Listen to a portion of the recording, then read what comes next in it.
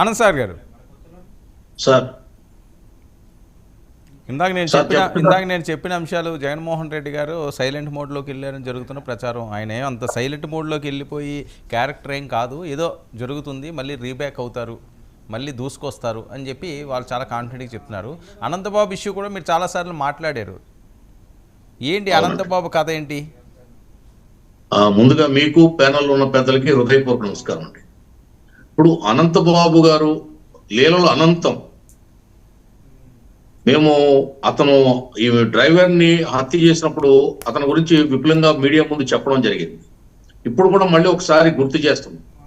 ఆ వేళ హత్య కూడా ఎందుకు చేశాడంటే, ఈయన ఆ రోజు ఒక ప్రభుత్వ అధికారిని మీద కన్నేశాడు, ఆమెను వేధించాడు సెక్చువల్ గా. ఆ విషయం ఆ కుర్రాడికి తెలుసు. ఆ కుర్రాడు పని మానేస్తే 10 రోజులు అది బయట పెడతాడని చెప్పి అతన్ని చంపడం జరిగింది చిన్న విషయానికి.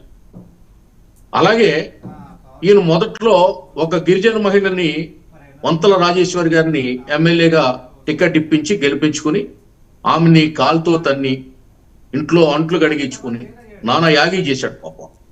అలాగే ఒక మండలాధికారిని ఈయన వస్తే కుర్చీలోంచి లేవలేదని చెప్పి ఒక దళిత అధికారిని తన్ని బయట కూర్చోబెట్టాడు. ఇప్పుడు రెండోసారి ఇతను మళ్ళీ ఇంకొక ఆవిడకి టికెట్ ఇప్పించాడు. ఇప్పించి ఆమెను ఎమ్మెల్యే చేశాడు 2019లో.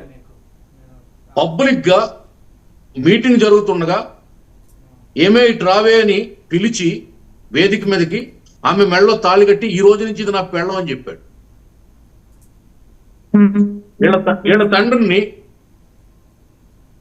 వీళ్ళ తండ్రిని నక్సలైట్లు కాల్చి చంపారు. ఎవరండి? ఈ అనంతబాబు తండ్రిని నక్సలైట్లు కాల్చి చంపారు. ఓకే. అంటే తండ్రి దగ్గర నుంచి కూడా వీళ్ళ కుటుంబం ఏజెన్సీని దోపిడీ చేస్తాం. దొంగ సర్టిఫికెట్లతో ఇతను ఎమ్మెల్యే అవ్వాలని చూశాడు. అలాగే జడ్పీడీసీఓ ఎంపీపీఓ ఏదో చేశాడు దొంగ సర్టిఫికేట్ తో. అది కోర్టు తేల్చడంతో, పోటీ చేయడానికి అర్హత లేకపోవడంతో అమాయక దళిత స్త్రీలని పట్టుకుని వాళ్ళకి టికెట్ ఇప్పించి వాళ్ళని ఎమ్మెల్యేలుగా గెలిపించి వాళ్ళని శారీరకంగా వాడుకోవడం, మానసికంగా ఇబ్బంది పెట్టడం, వాళ్ళని తన్నడం, కొట్టడం, 10 మందిలో అవమానించడం, వసే ఏమి అని పిలవడం, ఇది ఇతని చరిత్ర. ఇతని పైగా ఎయిడ్స్ వ్యాధిగ్రస్తుడు. ఎయిడ్స్ ఉందని చెప్పి జైల్లోకి వెళ్ళినప్పుడు ఇతను తేలింది. అలాంటిది వేళ ఒక మహిళతో బెయిల్ అందుకని ఇచ్చారా? ఏమండి బెయిల్ అందుకని ఇచ్చారా ఏంటి? ఆ బెయిల్ అందుకే ఇవ్వలేదండి. గవర్నమెంట్, ఆంధ్రప్రదేశ్ గవర్నమెంట్ ఢిల్లీలో బెయిల్ ఇప్పించింది ఇతనికి.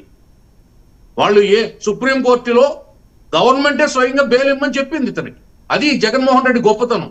అంటే ఒక అంతకుణ్ణి, ఒక వ్యభిచారిని, ఒక క్యారెక్టర్లెస్ లీడర్ని ఆయన పైకెత్తడం, పదవులు ఇవ్వడం, బెయిల్ ఇప్పించడం, జైలు నుంచి ఊరేగించుకుంటా తీసుకురావడం, దళితుల మనోభావాల మీద గొద్దడం, తన్నడం, జగన్మోహన్ రెడ్డికే అది వెన్నతో పెట్టిన విద్య. ఎంతమంది ఆడోళ్ళని, ఆ గిరిజన ఏరియాలో ఉన్నటువంటి ఆడోళ్ళని మానవ ప్రాణాలు దోచాడండి ఈయన. లారీలతో తొక్కించాడు, కారులతో తొక్కించి చంపాడు. 28 మర్డర్ కేసులు ఉన్నాయి ఇతని మీద. ఒక రౌడీ షీటర్. 28 మర్డర్ కేసులు, మర్డర్ కేసులు, అందులో 4-5 మర్డర్ కేసులు ఉన్నాయి. ఏంటి సార్ ఈ చరిత్ర? అనంతబాబు ఏదో ఆ సుబ్రహ్మణ్యం ఆ టైంలోనే బాగా హైలైట్ అయ్యాడు. ఈయన ఇంత హిస్టరీ ఉందా? చాలా నెంబర్ వన్ మన్యంలో మహామోసగాడు, మహామాయిగాడు, లూటీగాడు. ఇతను మన్యంని ఒక పందికొక్కు తొలిచినట్టు తొలిచి పడేశాడు. ఇటువంటి వ్యక్తులను తీసుకొచ్చి ప్రజల మీద రుద్దడం వైసీపీకి తగున. వాళ్ళ వ్యక్తిగత జీవితాలు ఎలా ఉంటాయి చూడండి. ఇతను యొక్క ఈ శృంగార రాసలీలకి దాన్ని ఏమంటారండి ఇప్పుడు? వైసీపీ అంటలేదు, యువజన శృంగార రాసలీల రసిక పార్టీ అంటున్నారు దాన్ని ఇప్పుడు. ఈ యొక్క శృంగార రసిక రాసలీల పార్టీలో ఉన్నటువంటి